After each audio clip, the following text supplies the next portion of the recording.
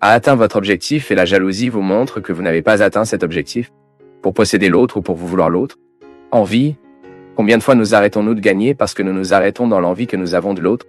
Il est sans valeur en proclamant que Jésus est victorieux, que Jésus est ressuscité, si je ne cherche pas ma portion de résurrection chaque jour, à chaque instant. C'est la dimension positive de la souffrance au sein du christianisme. La souffrance est un processus de réparation. Il nous transforme. Les Écritures sacrées en parlent beaucoup. Psaumes, non? Tant de psaumes nous apprennent à souffrir, non? Tant de psaumes sont un souffle pour nous au moment où la vie est difficile. Le Seigneur est mon pasteur, et rien ne manquera, même si je passe par la vallée des ombres, même si je passe par l'endroit où il est impossible de passer à bras ouverts. Par exemple, une telle étroitesse. Le Seigneur est avec vous. Vous ne pouvez pas saboter. Vous n'avez pas le droit de vivre si vous sabotez. Il est étonnant de voir comment parfois le processus de sabotage est inconscient. Il y a des gens qui s'auto-testeront sans savoir qu'ils font cela. Les dépendances, si vous pensez. Quelle est la dépendance à la vie d'une personne? C'est sabotage. Si je tourne une cigarette, ce que je sais qu'elle est pleine de substances nocives pour moi, et je joue cette fumée toxique dans mon corps. Combien de personnes atteintes de cancer? Pourquoi? Pourquoi ils se nourrissent mal? Parce qu'ils n'ont pas fait la bonne chose, parce qu'ils ont permis au stress d'être beaucoup plus grand qu'il ne devrait l'être, car c'est inévitable, bien sûr. Nous sommes stressés. Mais lorsque vous augmentez le stress à des niveaux très élevés, lorsque vous ne créez pas votre espace pour votre repos, pour votre réflexion, pour votre arrêt, vous risquez d'alimenter la maladie. Sabotage, mon peuple, nous faisons l'alcool. Combien de familles détruites par l'alcool ou la mère du père ou par un frère? Quelqu'un dans la famille étant saboté par le médicament? Courage. Ils veulent la santé. Ils veulent une vie saine. Parce que Dieu présent dans nos cœurs nous motive à cela. Nous faisons de plus en plus nos choix pour la vie. Je veux vivre, je veux avoir du courage, je veux avoir de l'espoir, je veux avoir la foi. Et ma décision pour la vie, le courage, la foi influencera ici à l'intérieur de notre maison, influencera la façon dont nous nous nourrissons, la façon dont nous nous traitons. Pourquoi cet évangile, mon peuple? C'est la conversion. C'est nous de faire l'option pour la vie. Pour cela, nous assistons à la Messa, car nous allons au service, car nous voulons la parole de Dieu, car nous prions. C'est pour nous d'avoir un cœur pur. C'est pour nous d'avoir des attitudes cohérentes avec la vie que Dieu veut pour chacun de nous. Père, j'ai eu beaucoup de pertes dans ma vie. Des pertes très importantes qui me font encore souffrir aujourd'hui. Et je voudrais apprendre à les traiter. Je veux apprendre à faire face aux souffrances que toutes ces pertes m'ont déjà causées. Comment fais-je? Il n'y a pas de recette magique, non? Pour rien dans cette vie. Le fait est que tout le temps que nous perdons, la sagesse, la vie, cela peut être mieux, plus sain lorsque nous apprenons à perdre. Intéressant, non? Parce que tout le monde nous enseigne que nous devons gagner, non? Je dois être la meilleure chose à ce sujet. Je dois être le meilleur.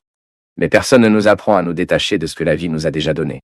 C'est une chose étrange, non? Il semble que nous voulons que tout soit éternel. Je me souviens que j'ai lu un livre qui m'a beaucoup motivé, appelle Les pertes nécessaires. J'ai même fait une chanson plus tard, avec ce titre. Et l'auteur, elle a parlé juste que la première partie du livre parle du processus inévitable de vous cessant d'être qui vous êtes. L'enfant grandit, elle n'est plus l'enfant qui devait devenir adolescent. Et a une perte, car elle perd l'attention de ses parents. Pas qu'elle ne cesse d'être aimée, mais elle perd cette attention extrêmement volumineuse. C'était une attention totale. Car cet enfant avait besoin de toute cette attention. À mesure que nous grandissons, nous gagnons l'autonomie, et naturellement nous perdons cette attention, et gagner d'autres ombres d'attention. Mais l'enfant a besoin de l'organiser en elle. Après l'adolescence à la jeune vie, nous avons également des pertes. Et après la jeune vie à l'âge adulte, plus de pertes. De l'âge adulte à la vieillesse, plus de pertes. Nous vivons donc en perdant. Seulement à l'intérieur de ces pertes, il y a des gains. Mais ils ne peuvent être vus et identifiés que si nous avons pu perdre. Si je savais comment perdre, il est naturel que je puisse trouver les gains nés de ce que j'ai perdu. Donc je ne suis plus l'enfant que j'étais, je n'ai plus l'attention que j'avais, mais aujourd'hui j'ai acquis l'autonomie. Et c'est bon pour nous d'avoir l'autonomie. Il est bon pour nous de pouvoir prendre soin de nous. Et puis, à la fin de votre vie, vous revenez aux besoins de l'enfant. Étrange ça, non? Vous aurez des besoins très similaires à ceux d'un enfant. Ou même à un moment, par exemple, vous aurez un handicap temporaire. Vous avez subi une intervention chirurgicale. Vous avez perdu sa dextérité. Vous avez perdu la possibilité de prendre soin de vous. et vous devrez être pris en charge par quelqu'un d'autre. Ce n'est pas une blague. Non. Il n'est pas facile pour nous de faire attention les uns aux autres. Pourquoi? Parce que nous ne savons pas comment perdre. Nous ne savons pas comment bien gérer chaque fois que nous nous sentons, non? Comme nous le ressentons avant. Nous avons des difficultés avec les changements. Et quand nous ne savons pas comment suivre le processus de perte, nous en avons perdu 2 fois. Que vivre et de perdre. Mon peuple averse la perte à un gain. Mais j'ai besoin de bien gérer ce que je vis pour que ce que je perds ne sorte pas de la possibilité de gérer mes gains. J'ai suivi, non? Je suis beaucoup de gens. Car la perte peut se retirer de la personne la capacité de vivre, vouloir l'avenir, non? C'est drôle combien de fois les pertes nous éliminent la capacité de vouloir l'avenir. C'est comme s'il n'y avait plus la possibilité de rien de bien. Cette ingratitude, non? C'est injuste. Chaque fois que nous ne nous permettons pas de voir un bon avenir, nous sommes injustes pour nous. Aujourd'hui, vous deviez par exemple essayer des pertes. Nous perdons tous, aujourd'hui. Mais qu'en est-il des gains qui étaient à l'avion de ces pertes? Peut-être que nous n'avons pas pu reconnaître. Cette semaine, j'ai suivi une fille avec un très grand besoin de terminer une relation qui faisait du mal pour elle. Et lui faire du mal aussi. Les deux vivaient un moment où ils blessent beaucoup plus qu'ils ne s'aimaient. Quand l'amour devient une colonne vertébrale, non? Il a cessé d'être l'amour depuis longtemps, mais nous continuons à l'appeler l'amour. Et j'ai identifié qu'il y avait une limite où je ne pouvais plus entrer. C'était le sien, qui ne voulait tout simplement pas perdre. Que perdrait-elle? La colonne vertébrale? Cette blessure ouverte constante de mots qui blessent, car ils vivent un contexte de tant d'agression. Elle avait peur de perdre la colonne vertébrale et ne pas savoir vivre avec le vide. Voici la question. C'est impressionnant. Nous avons tellement peur du vide que nous préférons la colonne vertébrale.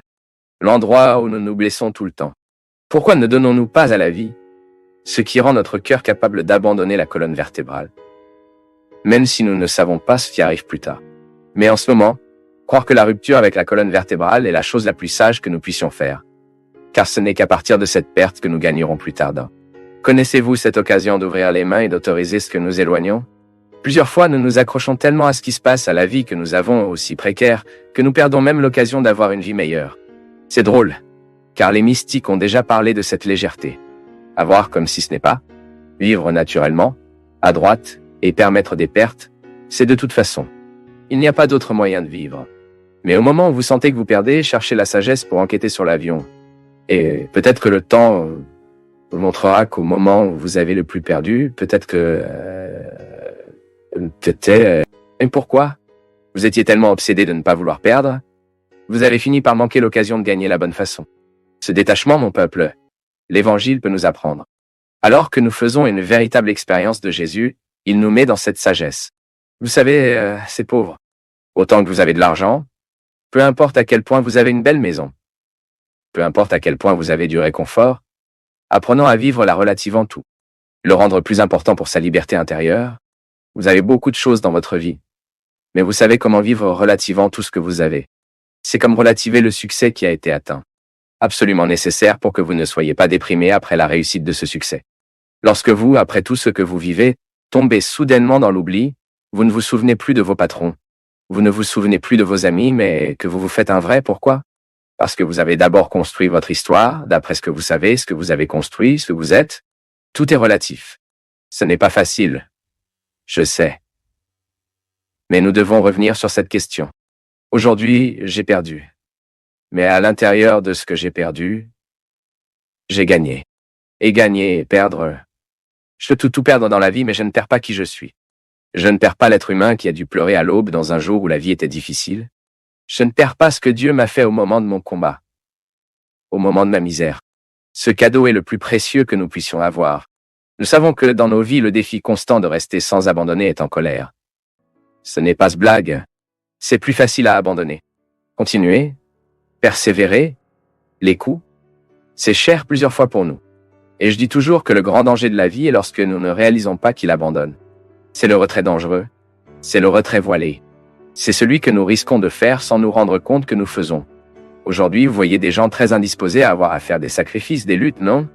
Parce que nous avons été semés par cet état d'esprit. Le bonheur en tant que magie, quand, en fait, la souffrance a une dimension thérapeutique entière qui, lorsqu'elle est bien vécue, elle est capable de provoquer de grandes transformations pour que nous ne puissions jamais y aller. afin que nous ne reconnaissions plus jamais à ce premier moment, lorsque la souffrance nous a atteints, la taille et la puissance de transformation de la souffrance. Et si vous commencez à livrer les poings, si vous commencez à abandonner, vous ne pouvez plus gagner. Pourquoi? Il s'est habitué au retrait. Il s'est habitué à perdre. C'était abandonnant des choses précieuses, des situations précieuses, des personnes précieuses, des réalités précieuses. Parce que je n'étais pas au courant du jeu qui se produisait. Ne laissez pas ce pessimisme prendre soin de vous.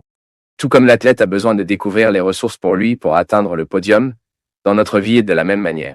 Qui le podium, de quoi avons-nous besoin pour arriver? C'est l'épanouissement humain.